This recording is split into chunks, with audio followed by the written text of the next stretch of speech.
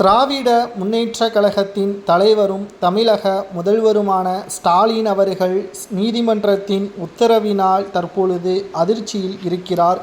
கரூரில் நடைபெற்ற துயர சம்பவத்திற்கு பின்னால் செந்தில் பாலாஜியும் அவர்களது கூலிப்படைகளும் தான் இருப்பதாக விசாரணையின் மூலம் உண்மைத்தன்மை தெரியப்படுத்தப்பட்டிருப்பதாக தமிழக வெற்றிக் கழகத்தின் வழக்கறிஞர்கள் கூறி வருகிறார்கள். உச்சநீதிமன்றத்தின் இந்த வழக்கு விசாரணையின் பொழுது அனைத்து ஆதாரங்களையும் சிபிஐ துறையினர் சமர்ப்பிக்கும் பட்சத்தில் செந்தில் பாலாஜி தான் இதில் மிக முக்கியமான குற்றவாளியாக இருந்தால் கரூர் மக்களை செந்தில் பாலாஜியை விரட்டி அடிப்பார்கள் என்ற தகவலும் சமூக வலைதளங்களில் வைரலாக பரவி வருகிறது. திராவிட முன்னேற்றக் கழகத்தின் ஆட்சி முடிவதற்கு இன்னும் 6 மாதங்கள் தான் இருக்கிறது.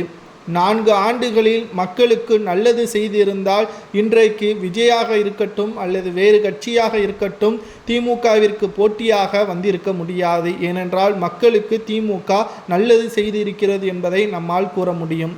ஆனால் ஆட்சியை கைப்பற்றியதில் இருந்து தமிழக மக்களுக்கு ஒட்டுமொத்த சோதனையாகவே தான் திமுகவின் ஆட்சி இருந்ததாகவும் பல்வேறு ஊழல்கள், குளறுபடிகள், மின்சார கட்டணம், குறிப்பாக பத்திரப்பதிவு உயர்வு கட்டணம் என்று சொல்லிக்கொண்டே போகலாம். திமுகவின் ஆட்சியில் ஏழை மக்களும் ஏழை குழந்தைகளும் பெண்களுக்கு பாதுகாப்பு இல்லாததும் சட்ட ஒழுங்கு சீர்கேடு என்று வரிசையாக திமுகவின் ஆட்சியில் பல்வேறு குற்றச்சாட்டுகள் தமிழக மக்களின் கண்முன்னாலே பார்க்கக்கூடிய வகையில் அமைந்திருக்கிறது. இப்பேற்பட்ட ஒரு குழப்பத்தில் இருக்கக்கூடிய திமுக ஆட்சியில் கரூர் சம்பவம் மீண்டும் திமுகவிற்கு அவப்பெயரை ஏற்படுத்தியுள்ளது. இதனால் செந்தில் பாலாஜி அவர்கள் தான் குற்றவாளி என்று நீதிமன்றம் இறுதி தீர்ப்பை வழங்கினால் செந்தில் பாலாஜி மட்டுமல்ல திமுகவில் இருக்கக்கூடிய மிக முக்கியமான நபர்களுக்கும் இது மிகப்பெரிய தலைவலியாக மாறும். அவர்களுக்கு ஜாமீன் கிடைப்பது கூட சந்தேகம்தான். அப்படியே ஜாமீன் கிடைத்தாலும் செந்தில் பாலாஜி அவர்கள் மீண்டும் திமுகவில் பயணித்தால் திமுகவிற்கும் மட்டுமல்ல திமுகவின் அடுத்த கட்ட அரசியலுக்கும் கேள்விக்குறியாக மாறிவிடும். ஒருவேளை செந்தில் பாலாஜியை திமுகவில் இருந்து நீக்கினாலோ அதை செந்தில் பாலாஜி அவர்கள் மறைத்து வைக்கப்பட்டிருந்த பல்வேறு ரகசியங்களும் வெளிவரும்.